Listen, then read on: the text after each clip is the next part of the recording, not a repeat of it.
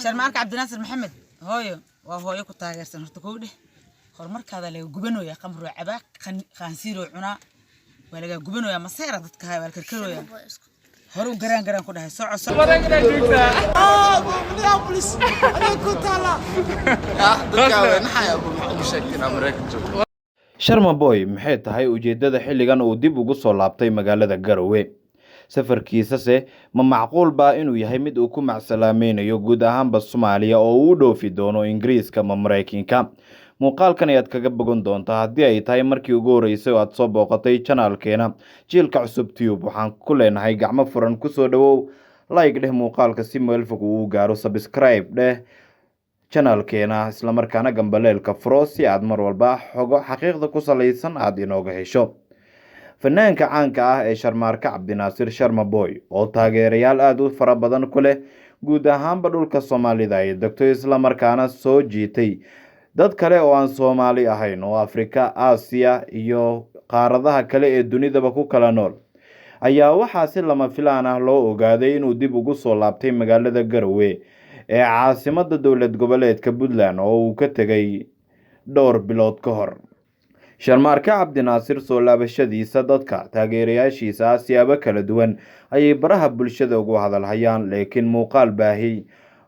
laakiin muuqaal baahay oo baraha bulshada qabsaday gaar ahaan TikTok ayaa muujinayay fanaanka oo leh saaxiibadiisa oo xilligaasi ku wehelinayay in markaasi dadka aan loo sheegin in uu Minneapolis ama Minnesota uu ka degay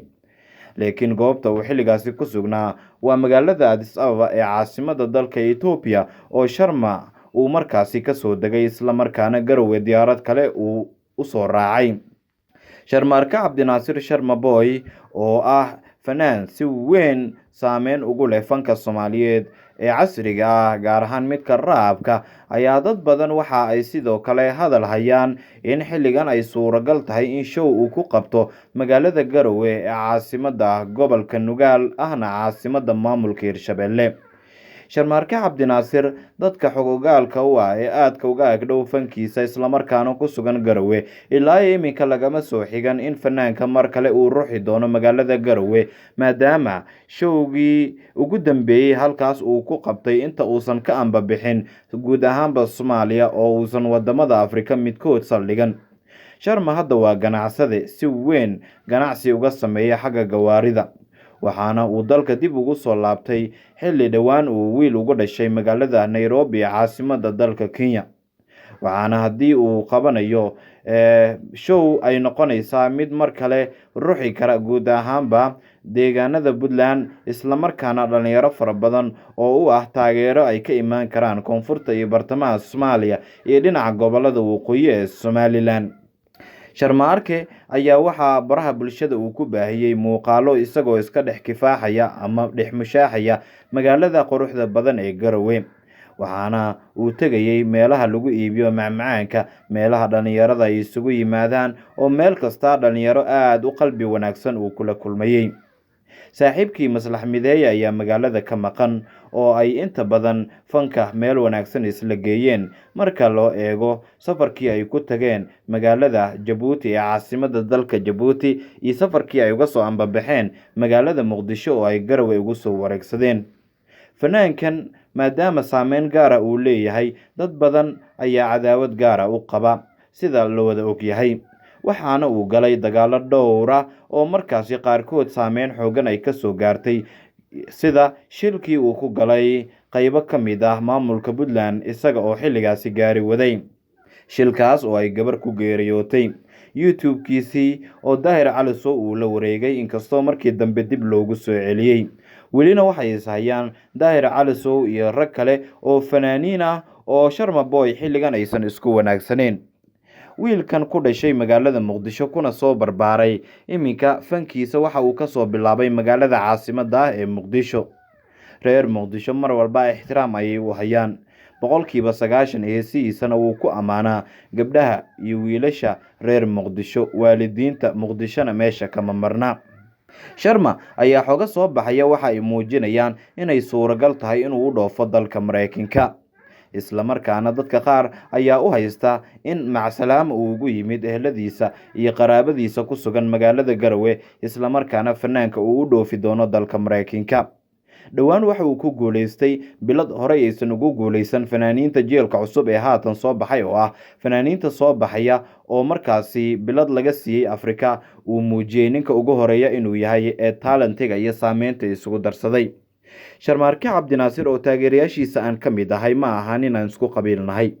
weligay maanan tagin magaalada Garowe ee caasimadda Puntland iyo meel Puntland ka mid ah,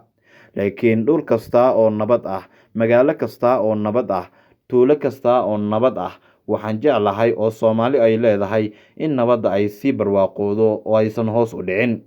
sidoo kale qabyaaladda marka la eego qofka marka uu fanaan yahay, marka macallin uu yahay, marka wariye uu yahay, marka abwaan uu yahay iyo waxyaabaha la midka ah marnaba ma anfacayso in qabiil qof uu ku taageero.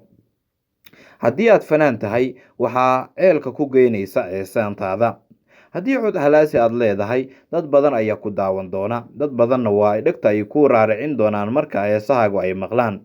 haddiise aad tahay shakhsi marnaba aan saameyn lahayn oo cod aan lahayn oo waxba talent aan lahayn, dadkii way ka kala tagi doonaan haba ugu horeeyaan kuwa isku qabiilka aad tihiin oo aan ku qanceynin fankaaga. sidaa daraaddeedna Sharmaarke Cabdinaasir Sharma Boy ayaa waxa uu yahay fanaan talent la soo baxay oo Soomaali oo dhan ay ka gadan yihiin.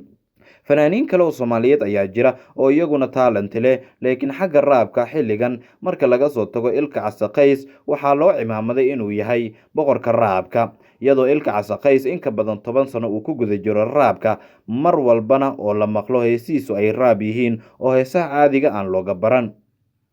haddaba intaas ayaan ku soo koobayaa warbixinta kooban ee idinka hayay